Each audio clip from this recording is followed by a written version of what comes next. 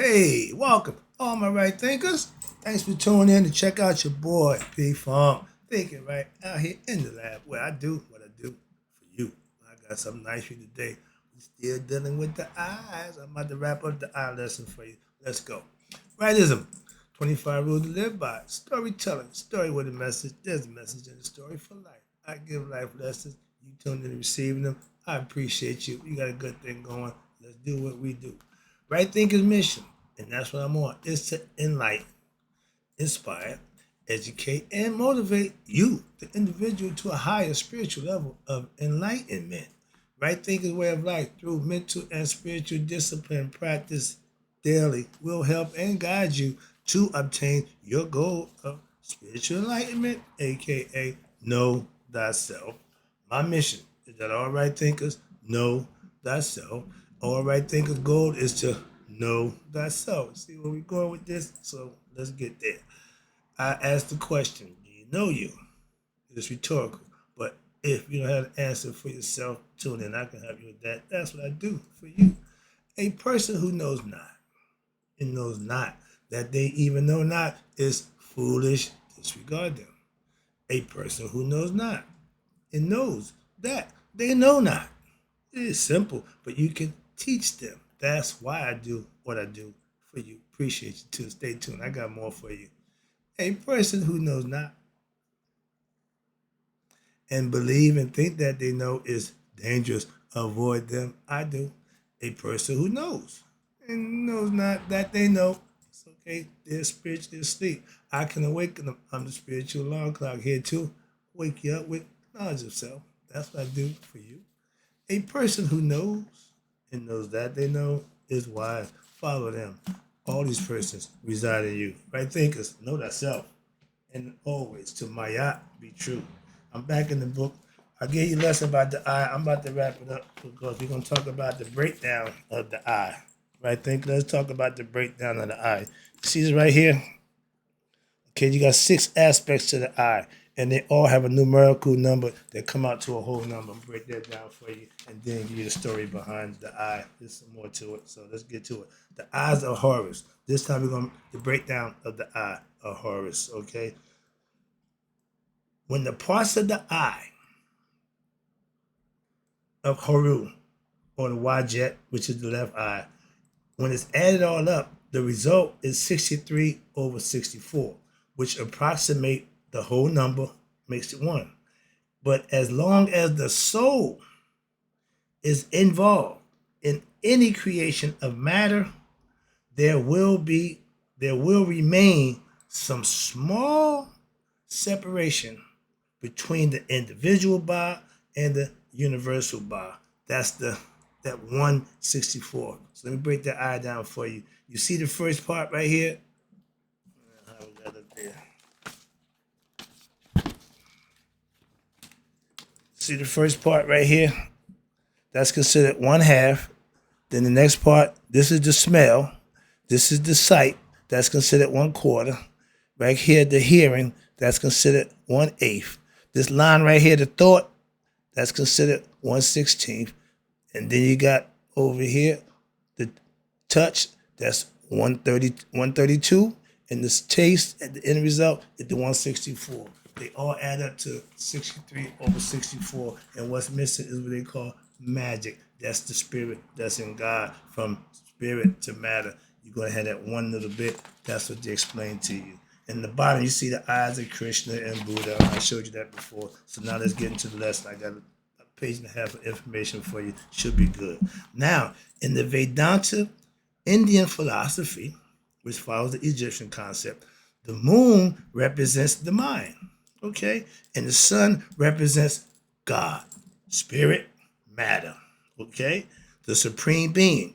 The eye of Krishna are the sun and the moon. In the Kemetic and the Egyptian philosophy, the moon is a symbol of the god who? Tahuti, the mind, the thought process, aka Tahuti Hermes. He's the god of wisdom, intellect, higher mind, purified mind.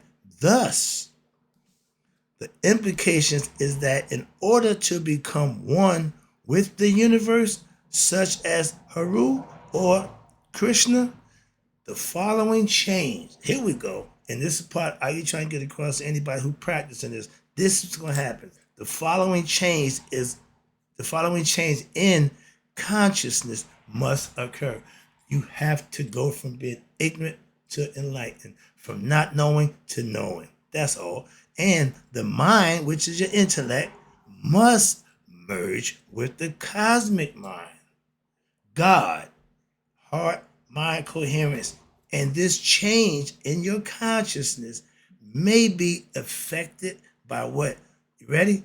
By turning your thoughts, your mind, towards God, becoming God conscious, as opposed to what? Objects of the world. I want this, I want that. Or if I had this, I'd be happy. Okay? And you're shifting what? Your perspective, okay, just give me your perception of what? Worldly objects and relationships, and seeing them as what? Expressions of God, except of separate, self-existent realities. Understand real from not real. And your mind is the moon as what? The mind is a reflection of the sun. The moon don't illuminate by itself. It needs to take energy from the sun. And when the sun go down, it shines with the illumination from the sun. That's how the first solar plant, okay? The mind is just a reflection of God. So therefore, by changing one's consciousness, the way you think, one's awareness, the way you act of your reality, which has been caught, what? In the extreme of matter, one may move more toward spirituality, becoming enlightened, in order to find what? The balance, maya, between what? The two, and then thereby become what? The master of both.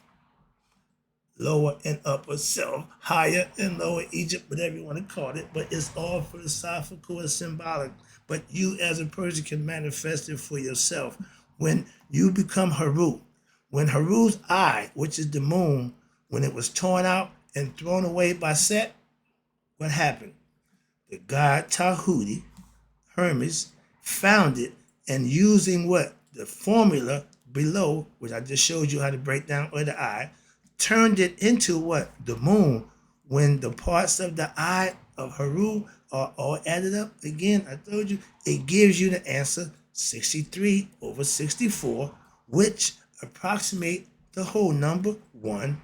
1 is the number which what? Symbolizes oneness, wholeness, all sight, all knowing, the supreme being, the absolute, whatever name you want to call it. But as long as the soul is involved in creation, aka matter, the physical body, there will remain some small separation between what?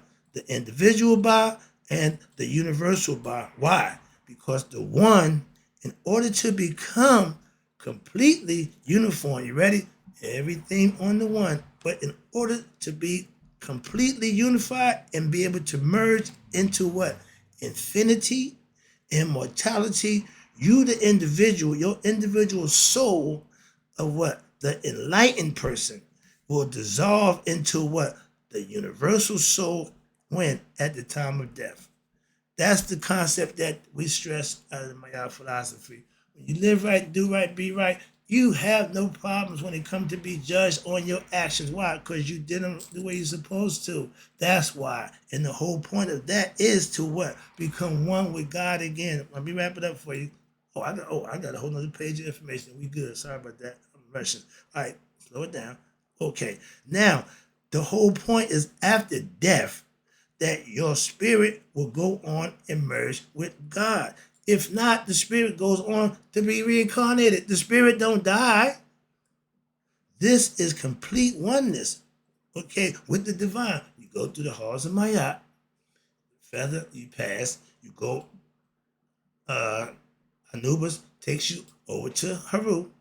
Heru takes you into the shrine, and you get to meet Asar. And when you are light as that feather, now you're spiritual. Now you're pretty much ghostly. So you go and you sit in his lap and you merge into him. You become one with God all over again. That's a concept that I I love that. Why? I understand it. Makes sense to me. So yeah, that I can profess, that I can get behind and stand on.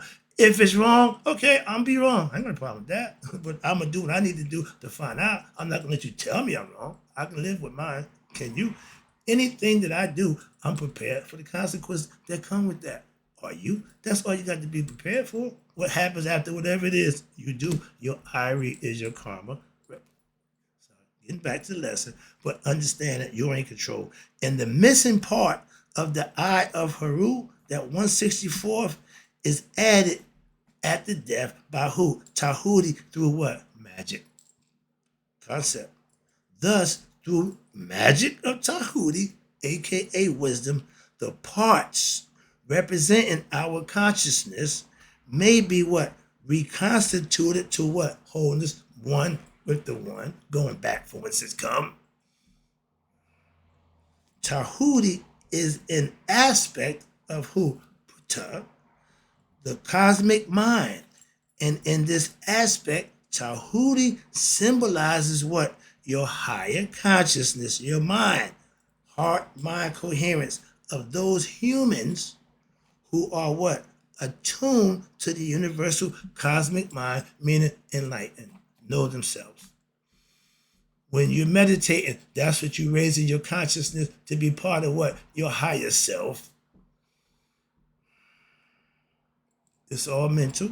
And Tahuti says this. This is what Tahuti says, your mind. I came seeking the eye of Heru, that I may bring it back and count it.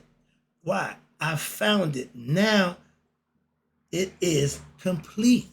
You've reached that level of completeness. And it's counted and sound so that what? Now it can flame up to where? The sky, below as above as below. Your spirit can live here in the physical body. But when the body ceases to exist, oh, it's out. It's gonna take its wings. Red Bull got wings, it's gone. Why? It's enlightened. It can't wait to get up out of here. Why? It's free. It's in bondage right now. My spirit can't wait to this little body. Why? Man, we good to go. So I'm not beat for how long this body's gonna last. No, don't care too much about that. Why? I know when this party's over, my man, we good to go. That's a hell of a feeling. And that's only felt by those who understand and know and put the work in to reach that level of being Heru. That's you. Now, therefore, through the eye and vision of what? Your consciousness, the third eye, what they keep trying to get you, that eye of consciousness is your inner eye, the pineal gland, okay? And Tahuti, which is your wisdom, your thought process, your consciousness that you bring to the table, that's you. The eye of Heru, your inner vision, may be brought back to what? Its original place, where it belongs. That it may attain what? The heights of what? Heaven, and achieve what? Control over the spiritual domain above and the realm of matter which is below in the physical form. I have control of my ego self. Tahuti is God who what? Brings, you ready? Maya to fruition through truth, righteousness, and justice, and my favorite, reciprocity. Freaking infinity. That means what goes in gonna come out. What come out goes in from each side. So it means both sides are being taken care of. So it's generate itself to continue to go on and on and on. Self-generated. Okay, that's what reciprocity means when it comes to Maya. Thus, now through what? Wisdom, knowledge, and righteous living, our original condition may be what? Restored. Being your best self instead of being your ignorant self, because ignorant gonna get you reincarnated. Your best self gets you to go home. How about that? I'm trying to make it as simple. I ain't been a bunch of words. I'm trying to make it real simple. So I'm not that smart. Kiss. Keep it simple, stupid. Why? I ain't smart. I'm a simple, common sense person. And watch this. The name of the eye of Heru may be pronounced as, what's that? Wedjat, which is Wajet. They pronounce it Ujat or Uchat. Meaning, never mind what they call it. What's the meaning? What's the symbology of it? meaning the whole or the restored one. I was wretch, now I'm whole again. Christ, I got the same concept. Everybody use it. Why? It's changing your way of life from being ignorant to be enlightened, from being bad to being good, however you want to view it. But that's what you got to do. Change is necessary and a must if that's what you want to do to go home. You want to continue to stay here, don't change, keep doing the same thing. Simple.